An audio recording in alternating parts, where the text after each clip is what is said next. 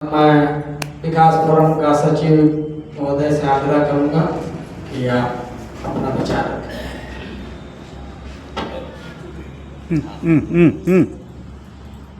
भगवान परशुराम महोत्सव के अवसर पर सम्मानित मंच एकमात्र महंत बॉबी पांडे जी, मैं 4-5 बहनों को देखा था, पता नहीं क्यों चली गई। उपस्थित सभी जन, आज हम लोग परशुराम जयंती अक्षय तृतीया शुक्ल पक्ष को हम लोग मना रहे हैं।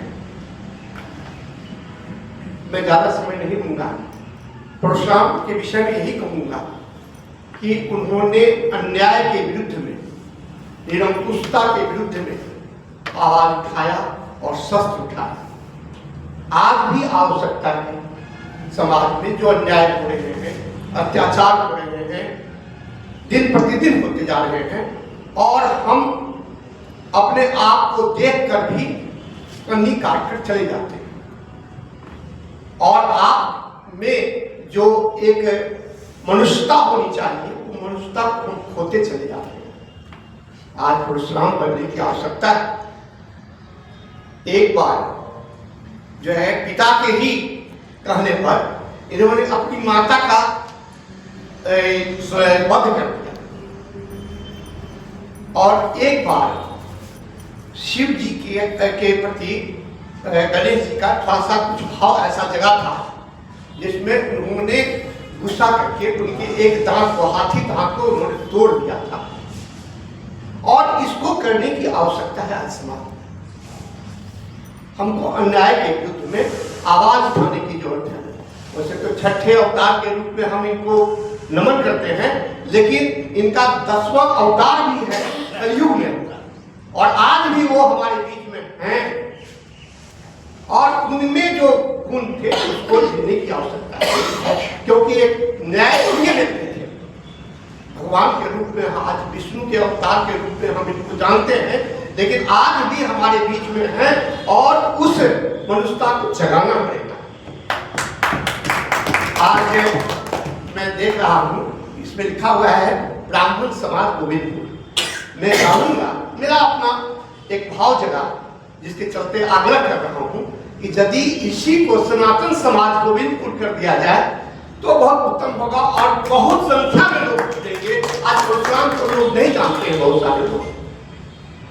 पिनाक को उन्होंने जब रामचंद्र जी ने तोड़ दिया था तो ये क्रोधित होकर आ गए थे उनके दरबार में, जनक के दरबार में, जहां स्वयंवर हो रहा था। इसलिए कि उनके मन में था कि ये धनुष किसने तोड़ दिया। ये जानने की जब उनको ये पता चला कि रामावतार, माने धनुष तोड़ने का अर्थ था कि रामावतार हो चुका है, और तब वो अपने आप को वहां से फिर चले गए।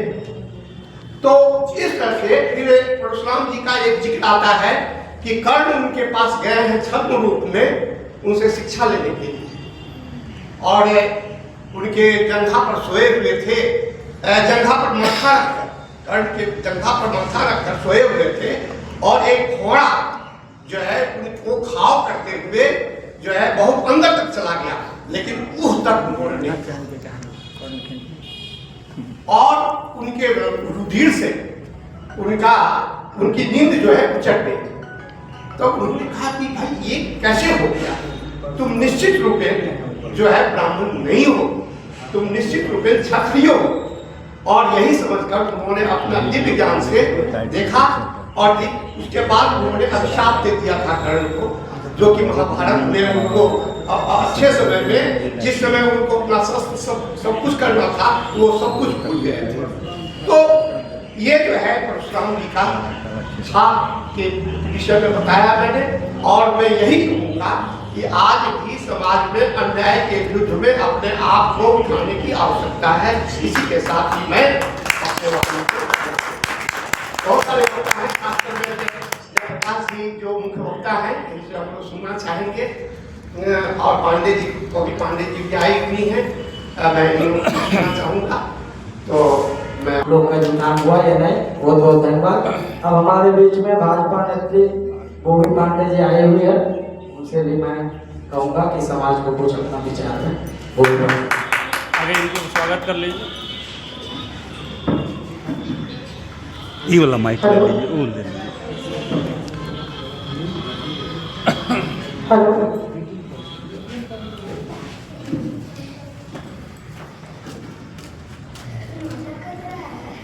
एक बार सभी कोई आप सभी जोर से नारा लगाइए। महाराज परशुराम जी की जय जय जय परशुराम। जय जय परशुराम। अभी अभी हम सभी के बीच में उपस्थित हुए हैं, हम सभी के गार्जियन स्वरूप और समाज नेतृत्व में कार्य हमेशा लगातार करते आ रहे हैं। हम सभी का समाज का सिरमौरी भी है विक्रम पांडे जी, अभी अभी उपस्थित हुए, उनका हार्दिक अभिनंदन इस कार्यक्रम में। और आप सभी को बहुत बहुत हार्दिक अभिनंदन और बहुत सारी बधाई शुभकामनाएं श्री परशुराम जयंती के शुभ अवसर पर। मंच पर जितने भी यहाँ गार्जियन स्वरूप पूजनीय हमारे अभिभावक उपस्थित हैं, उन सभी को भी मेरा कोटि कोटि नमन है। और बहुत सौभाग्य है कि यहाँ पर मंच पर आप सभी के बीच में उपस्थित होने का जो सौभाग्य प्राप्त हुआ है और जो अपने कुल देवता बोलिए हमारे परशुराम जी का जो भी बात है यहाँ पर रखने का जो सौभाग्य प्राप्त हुआ है, इसके लिए भी बहुत सारा आप सभी को धन्यवाद देना चाहेंगे। मंचासीन जो हमारे पंडित जी हैं, उनके फोन के द्वारा भी मुझे सूचित कर किया गया था। कहना यही चाहेंगे हम कि ब्राह्मण समाज हम सब अलग अलग संगठनों में बांटे हुए हैं। बहुत सारे संगठन है ब्राह्मण समाज के, अलग अलग जगह में, अलग अलग मोहल्ले में, अलग अलग शहरों में, हर जगह। आप धनबाद में ही देख लीजिएगा तो लगभग धनबाद में ही लगभग कम से कम 100 से ज्यादा संगठन बने हुए हैं जो ब्राह्मण समाज के। आज यहाँ जयंती हुआ है परशुराम जी का, कल एक और भी चिरकुंडा में है। ब्राह्मण समाज से ही हम जुड़े हुए हैं, बहुत पहले से, बहुत पुराने से। संपूर्ण विप्र समाज से भी है, अखिल भारतीय ब्राह्मण समाज से भी है, राष्ट्रीय ब्राह्मण समाज से भी है, लेकिन लगातार और सभी में प्रदेश नेतृत्व में ही है। क्योंकि मेरा सिर्फ एक ही कहना है कि ब्राह्मण की जो अभी जो अवस्था हो गई है उसका कोई दूसरा कारण नहीं है, हम आप सिर्फ हैं। हम ही आपके कारण हम लोगों की अवस्था बनी हुई है। हम तो एक महिला है और महिलाओं को बहुत जागरूक कर रहे हैं, ब्राह्मण समाज की महिलाओं को। और हमको लगता है कि लगभग मेरे नेतृत्व में कम से कम 2000 से ऊपर ब्राह्मण महिला का संगठन हो चुका है, क्योंकि हमारे ग्रुप में भी है ब्राह्मण महिलाओं का। हम आप सबसे यही कहना चाहेंगे कि हम आप जिस तरह से उत्साहपूर्वक कोई भी ब्राह्मण के कार्यक्रम में उपस्थित होते हैं, उतना ही हर्ष से, उतना ही उत्साह से हम अपने घर के परिवार को अपना घर का कार्यक्रम में ले जाना जरूर चाहिए।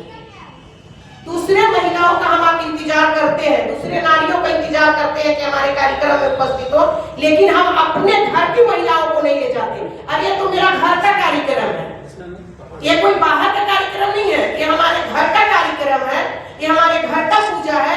हम अपने परिवार को यहाँ ला सकते हैं, अपने साथ बोल सकते हैं कि यह हमारे इष्ट देव का है पूजा, इष्ट देव का जयंती मनाया जा रहा है, तो हम आप अपने परिवार को यहाँ पर उपस्थित जरूर करेंगे। लेकिन हम आपकी इतनी मानसिकता हो चुकी है कि हम अपने परिवार को अपने घर की पूजा में नहीं ले जाएंगे, लेकिन किसी नेता, किसी मंत्री का बेटा बेटी का अगर शादी है तो अपने घर की परिवार को वहां ले जाने के लिए आप कर्ज कर लीजिएगा, उसकी पसंद की कपड़ा लेने के लिए, उसका पसंद का चप्पल लेने के लिए, कि मंत्री के घर जाना है, विधायक के घर जाना है, नेता के घर जाना है, सांसद के घर जाना है, और अपना परिवार को, बाले बच्चे 2-2000 का गाड़ी करके अपना परिवार को ले जाइएगा, बड़ी शान समझते हैं। दूसरे धर्म में ले जाकर के बैठा रहे, बड़ी शान समझ रहे अपने परिवार को। और अपना घर का परशुराम जी का अगर जयंती मनाया जा रहा है तो आज ये स्थिति है कि आधी से ज्यादा कुर्सी खाली है, इसलिए इसका सिर्फ और सिर्फ कारण हम आप हैं।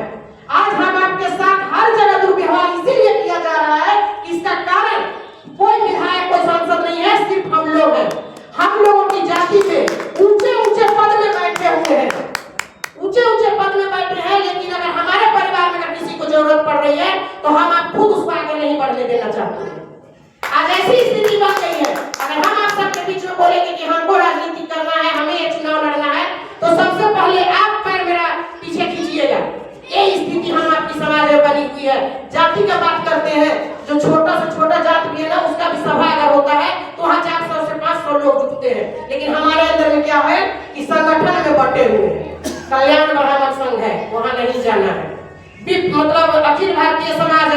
नहीं उपस्थित होना, हमारे ब्राह्मण समाज में आना।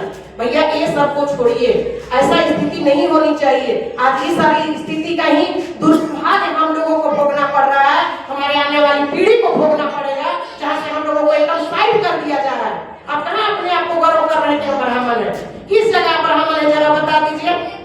भाजपा का आप यहाँ धनबाद का राजनीति में देख लीजिए, हमारे अगर परिवार से अगर कोई खड़ा हो रहा है तो हम लोग खुल के सपोर्ट नहीं कर पा रहे हैं उनको। क्यों नहीं कर पा रहे हैं? हम आप उसमें देख रहे हैं, लेकिन दूसरे जाति का कोई खड़ा हो रहा है, वो हमारे ही समाज को मुर्गा दारू खिला दे रहा है और हमारे घर के बच्चे नारे लगा रहे हैं। सबसे ज्यादा दुर्गति हम लोगों का घर में हो रहा है, क्योंकि हम लोग अपने परिवार, अपने बच्चों को संस्कार नहीं दे पा रहे हैं। आज सबसे ज्यादा स्थिति ब्राह्मणों का बच्चों का हो गया है। हम यही कहेंगे कि न्याय के खिलाफ अगर आवाज उठा रहे हैं तो परशुराम जी का मूर्ति घर में रखिए। पूजा करने की जरूरत है तो परशुराम जी का कीजिए, संगठन में मत बैठिए। नेता भी अगर कोई बन रहा है ना तो हम इन लोगों का बुद्धि से बन रहा है। बिना ब्राह्मण का किसी का कल्याण नहीं हो सकता, वो मोदी जी ही भर क्यों ना हो। आप वो भी अपना प्रिय पर्सनल सेक्रेटरी बनाए हैं तो निधि तिवारी को बनाए हैं, जो पूरे देश चला रहे हैं, उनका भी अगर सेक्रेटरी कोई है तो महिला निधि तिवारी है। लेकिन हम आप क्या करते हैं कि हमारी घर की महिला अगर निकल जाएगी, फलना की बीवी कैसे निकल गई, क्यों जाएगी? आप कैसे उम्मीद कर रहे हैं कि दूसरी महिलाओं को निकाल करके संगठन को मजबूत करेगी, जब आप अपने नहीं निकाल पा रहे हैं? तो हम यही कहेंगे कि न्याय का मूर्ति है, गलत होने मत दीजिए, आवाज हमेशा उठाइए। अगर अभी आवाज नहीं उठा पाइएगा तो फिर कभी आवाज नहीं उठा पाइएगा। जैसा समय आ रहा है कि ब्राह्मणों को लुप्त किया जा रहा है, धर्म को बताया नहीं जा रहा है, तो हम सिर्फ आप लोगों से ये अनुरोध करेंगे कि मंच पर बहुत सौभाग्य की बात है, अभी लगातार परशुराम जयंती हर जगह मनाया जाएगा। एक ही संदेश देंगे कि टुकड़ों में मत बटिए, अपने आप एकता बना के रखिए। ब्राह्मण समाज, ब्राह्मण की एकता मंच होना चाहिए कि हम लोग कहीं भी अगर ब्राह्मण की आवागमन होती है तो बुलाने का इंतजार मत कीजिए, मेरा घर का चीज है, हमें जानकारी हो रहा है तो हम आप वहां जरूर पहुंचे। बस इतना ही कह करके आप सभी के बीच में अपनी वाणी को विराम देती हूँ। अपना एक बार फिर से सारे मंच पर उपस्थित हैं, उन सभी को बहुत बहुत हार्दिक अभिनंदन देते हुए शुभकामनाएं देना चाहूंगी कि हमारे परशुराम भगवान जी की जयंती है आज, इसे बहुत ही हर्ष उल्लास के साथ मनाया जाए। बस इतना ही करके अपने वाणी को विराम देती हूँ। जय जय परशुराम।